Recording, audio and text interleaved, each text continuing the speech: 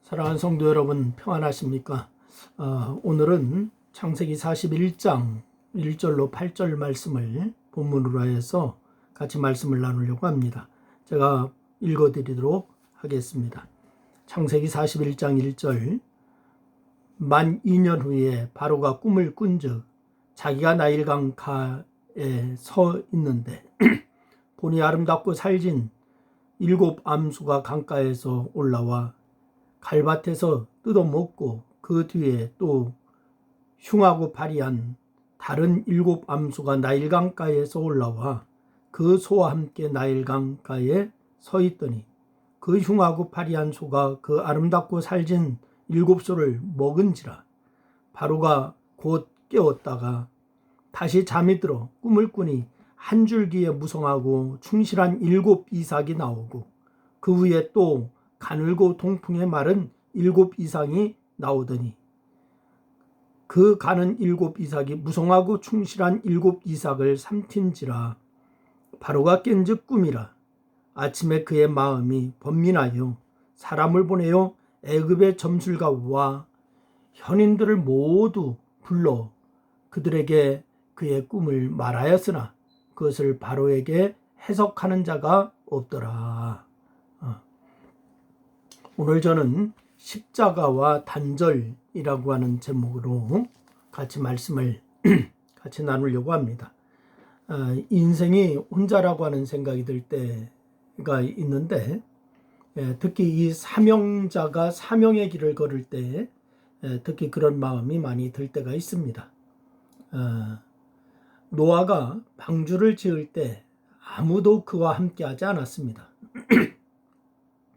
심판과 대홍수를 말하면서도 어마어마한 크기의 방주를 산에다가 지을 때에 바로 그와 함께하는 자들이 없고 오히려 비난하고 조롱하는 사람들 뿐이었습니다.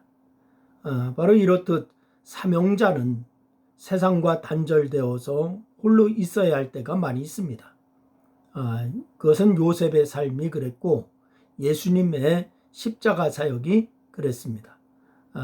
그래서 오늘 십자가와 단절이라고 하는 제목을 가지고서 말씀을 같이 나누는데, 같이 생각해야 할 몇 가지는, 첫째는 요셉에게 2년은 철저한 단절의 시간이었다라고 하는 사실입니다. 요셉의 영들은 애굽의 총리가 된 요셉 앞에서 이 괴로움을 겪을 때에 요셉에게 행한 죄를 떠올리면서 요셉의 형들은 후회했습니다. 구덩이에 던진 요셉이 살려달라고 애걸할 때에 그의 마음의 괴로움을 보고도 외면했던 일이 생각났을 것입니다. 그래서 구덩이에 던져진 상황에서 시시각각 죽음의 그런 위협이 다가올 때에 요셉의 마음이 얼마나 힘들었겠습니까? 배달원 형들이 구덩이 위에 있었으나 실제 요셉은 홀로 단절되어 있었습니다. 바로 거기에 빠져서 바로 단절되어 있었어요. 그래서 보디발의 집에 팔려가 근 11년을 살아갈 때도 주위에 사람들이 있었다라고 하지만은 노예의 신분이기에 그때도 홀로 있는 것과 다름이 없었습니다. 그런데 주인의 아내가 자신의 강간 미수범으로 고발하여서 옥에 갇힌 이후에 2년은 철저히 또한 단절된 기간이었습니다. 무엇보다도 술 맡은 관원장이 복직이 되었음에도 이 받은 은혜를 잃고서 잊어버리고서 자신을 기억하지 못했을 때 더 힘든 단절을 경험하는 시간이었을 것입니다. 하지만 요셉이 가진 신앙을 볼 때에 그는 꿈을 주시고 자신과 함께 하시는 하나님을 믿었을 거예요. 그래서 그 하나님으로 인하여 단절의 시간과 고통을 잘 견뎌내었다라고 하는 것입니다. 여러분에게 혹시라도 단절의 시간이 생기면은 하나님을 신뢰함으로 잘 극복하는 역사가 있어야 됩니다. 지금 코로나 바이러스로 인하여서 많은 사람들이 단절의 시간을 갖고 있습니다. 사람들을 만나는 것도 꺼려하고 또한 2m 거리두기 운동을 합니다. 또한 예배도 자유롭게 드릴 수가 없습니다. 그런 이 단절의 시간입니다. 바로 이 단절의 시간에 하나님을 신뢰함으로 잘 극복하고 더 하나님과 깊어가는 그런 관계를 형성하는 시간이 되어야 될 줄로 믿으시기를 바랍니다. 두 번째는 예수님의 십자가 사역은 단절이었다라고 하는 사실을 우리가 잘 기억하고 있습니다. 예수님이 겟세마네 동산에서 검과 뭉치를 들고 온 큰 무리에게 체포되셨을 때에 이 제자들은 다 도망가고 예수님 곁에 없었습니다. 이후에 예수님은 철저하게 혼자 있었어요. 닭이 울 때에 베드로와 눈이 마주쳤지만은 그때 베드로는 예수님을 3번이나 부인한 이유였습니다.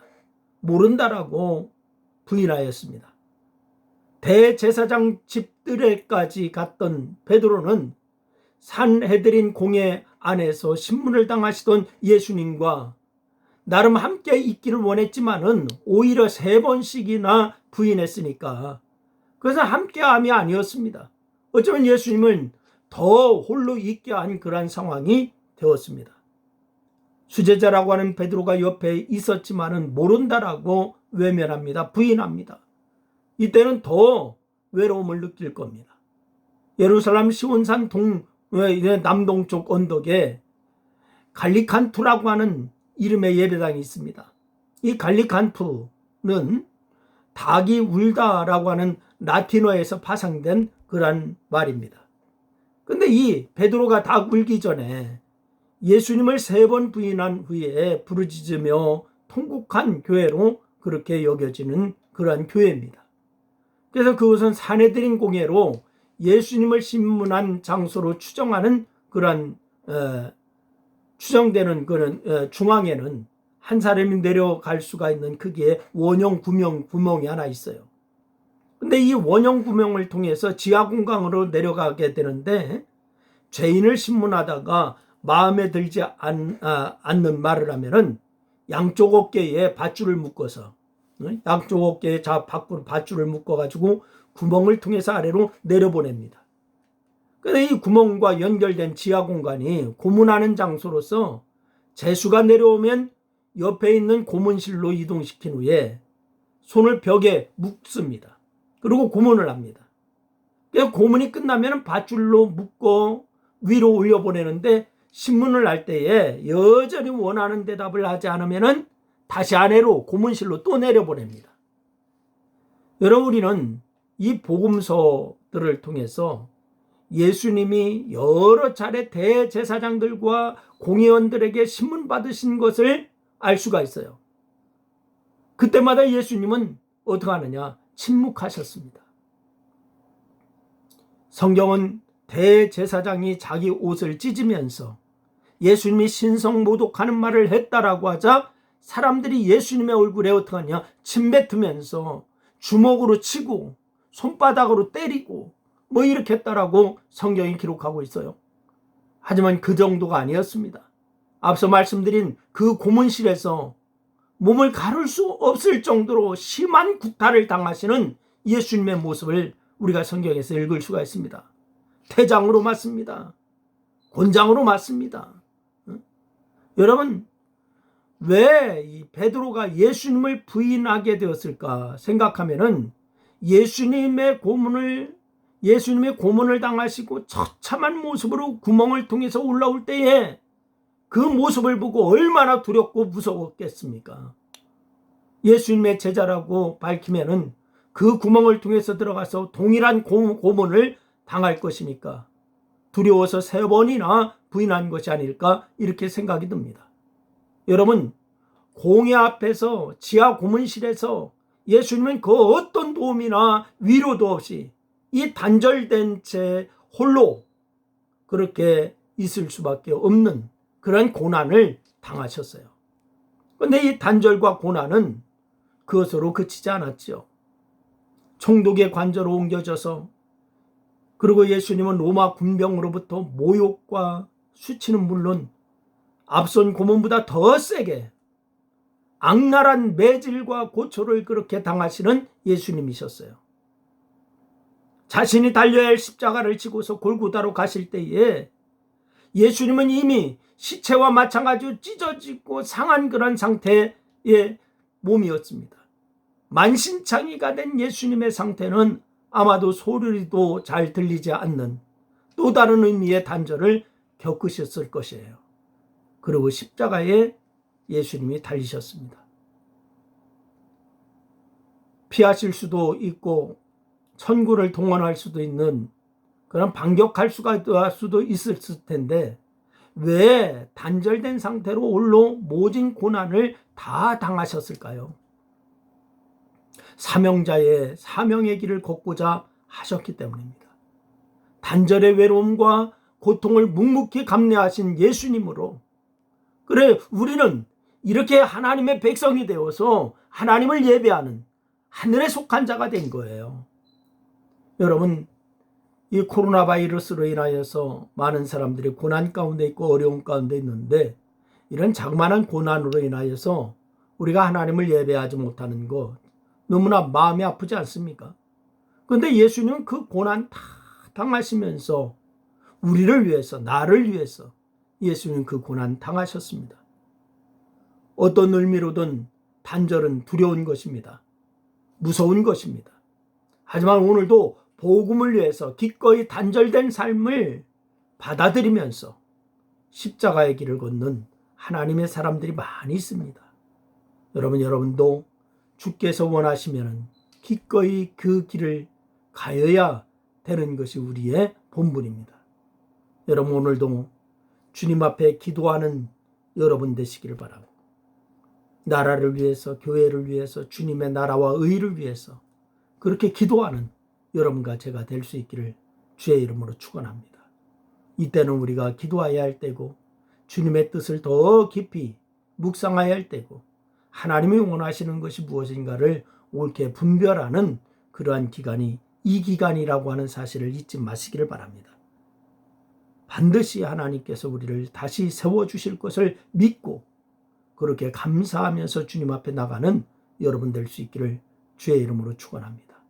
기도하겠습니다. 하나님 아버지, 오늘 예수님께서 십자가와 그런 고난을 보게 됩니다. 하나님 단절의 십자가를 보았습니다. 하나님 그 단절당하심은 나를 위해서, 우리를 위해서 주님이 단절당하신 것입니다. 하나님, 현 상황에 이제 코로나 바이러스로 인하여서 많은 어려움 가운데 있고 모두가 아우성입니다. 나라도 세계적으로 교회도 개인의 삶도 모두가 아버지 하나님이여 이제 단절의 상태에 있습니다.